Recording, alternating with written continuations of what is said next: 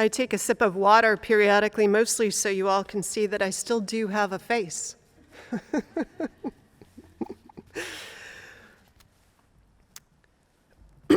Joan Didion begins her book, The Year of Magical Thinking, with this passage. Life changes fast. Life changes in the instant. You sit down to dinner and life, as you know it, ends. The question of self-pity. Those were the first words I wrote after it happened. The computer dating on the Microsoft Word file, notesOnChange.com, reads May 20th, 2004, 11:11 p.m., but that would have been the case of my opening a file and reflexively pressing save when I closed it. I'd made no changes to that file in May. I made no changes to that file since I wrote the words in January of 2004. A day or two or three after the fact. For a long time, I wrote nothing else. Life changes in the instant. The ordinary instant. And so begins Didion's journey back and then forward through the grief of losing her husband, who one moment was fine and the next was slumped over in the chair, scotch in hand, dinner on the stove, fire crackling in the fireplace. A gorgeous, ordinary night when the rug was yanked from under her and an earthquake struck one apartment in New York City and a fissure broke open in a life. We all know those moments firsthand, usually. Eventually, we know those moments, but secondhand, early on in our living, we hear of them, know of them, of their existence. And living in the moment we do right now, there is a sense of that precariousness to life that's so much more palpable, constant. That sense of precariousness that we so often run from, because who would want to live constantly aware of it? How do you live prepared for ordinary earthquakes and life broken open a little or a lot in an instant? For so many reasons, it feels like a good time for us to talk about grief, to name it, to invite it in, to sit with us.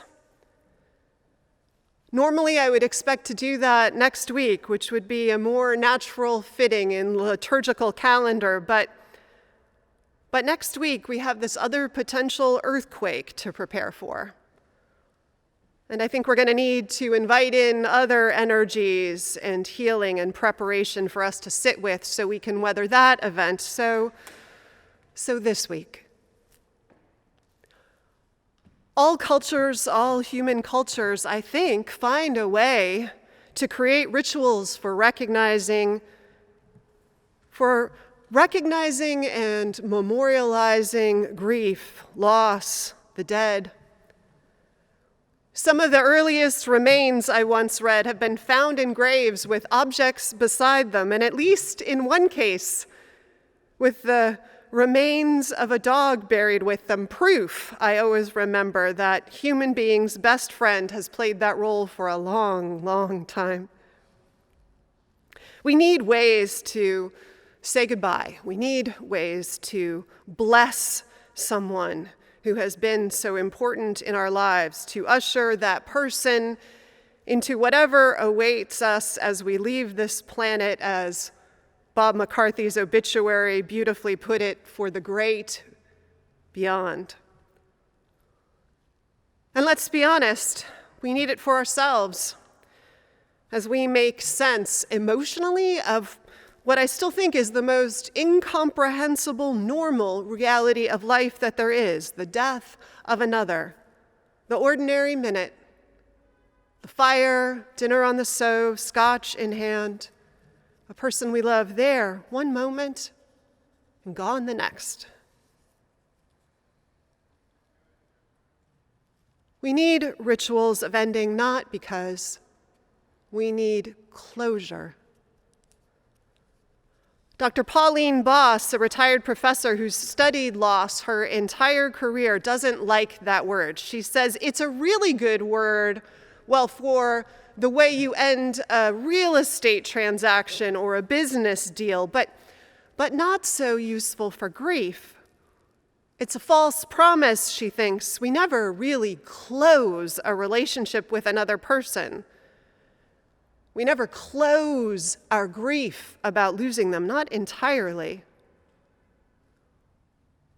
But we can find places to honor the loss, to honor the life, to put it literally or figuratively on some altar and begin a new life in a new relationship to this person we've lost.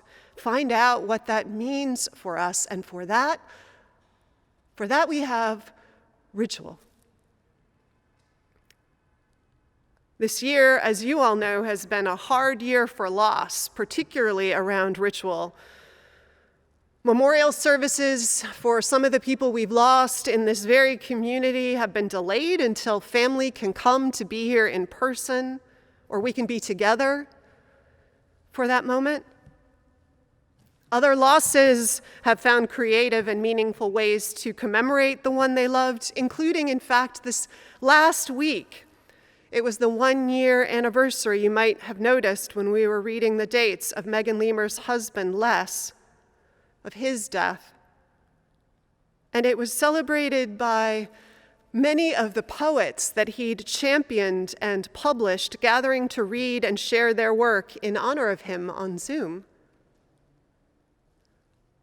A colleague of mine who lost her toddler during this pandemic time scheduled a time when she and her wife and the child's brother could sit on their front lawn, and cars were invited to drive by and offer their love and look eye to eye and speak words of support out the open windows. Love and support that this family desperately needed, and love and support that those people driving by desperately needed to be able to give. We human beings, we are incredibly creative makers of ritual. So desperate are we for them in order to be able to heal. So I wanted to name that, for us to remember that about ourselves. Because we are, as I repeat often, so that we stay conscious of it, no matter how long this persists, we are swimming in loss these days. Personal losses like those that we named today, collective losses like the daily recitation of the national and global deaths from COVID and natural disaster, housing losses due to fires in this area, or eviction, job loss. And then in addition to all those losses we can lay our hands on, Dr. Pauline Boss would tell us to pay attention to what she called, in a term she coined while in graduate school, ambiguous loss.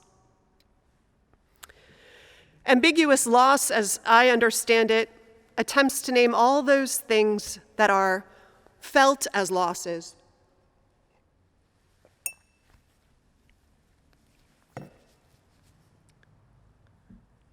but where the change or what we've lost is harder to wrap our hands around, point to, or where there's no endpoint to it. So for instance, people who have lost a loved one at sea and don't actually have the body in hand, so they don't know if the person has actually died or somehow magically survived, they are in the midst of ambiguous loss. Or if you have a loved one who has Alzheimer's who's bodily present, but who's not present to you the way you knew to be in relationship with them, or if you have been a child of divorce and watched a parent move out of the house, you know the many faces of ambiguous loss, the ones that are somehow harder to grieve sometimes. Well, for those of us these days, I think we're living in ambiguous loss. By my lights, ambiguous loss would include our diminished sense of stability and security, our separation from loved ones physically, even though they are alive and well, I hope. Our loss of cherished routines would be an ambiguous loss, our loss of the ability to plan, all the ways that the pandemic has upended our self-care and our coping routines would be a kind of ambiguous loss. All the ways in which the changes have made us doubt or challenged our sense of ourselves and who we knew ourselves to be, that might be ambiguous loss. And with no end date yet published and no sense of the world that we will reclaim when this is all over, it's hard to know what it is we're supposed to be grieving entirely. My, how we swim in grief these days, my beloveds.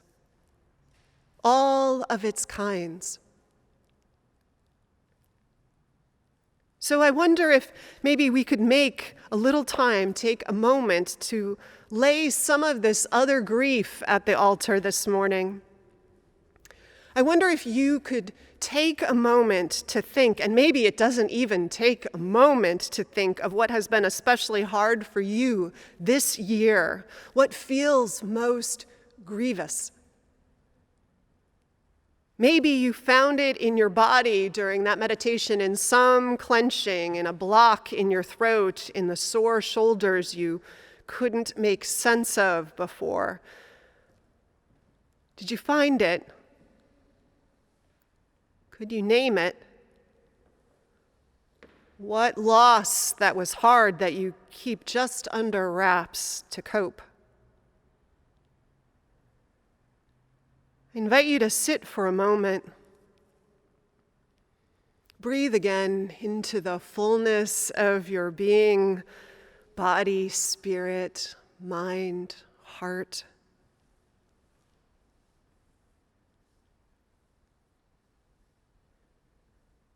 I want you to find what is hardest for you, most painful these days.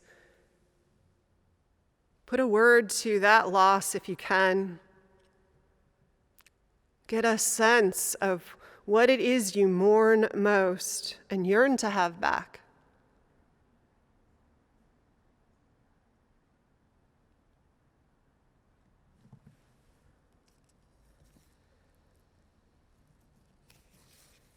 Can you lay it on the altar?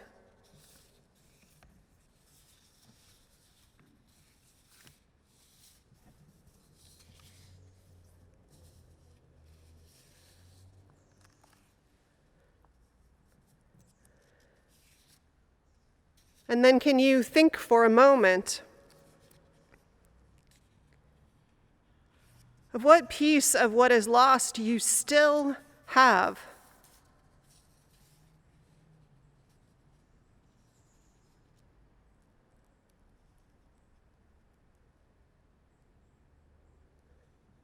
If you've lost connection, can you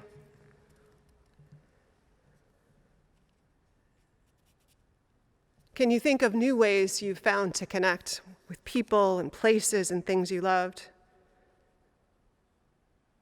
If you've lost a sense of control over your life, can you reclaim what it is you still have control over?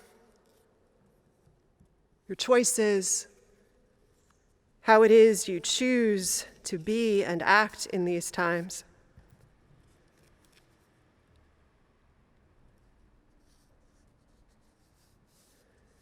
Because, my friends, I think the truth is, our griefs, they give us a pathway back to what it is we loved. In some ways, they're a gift if we can hold them in the right way.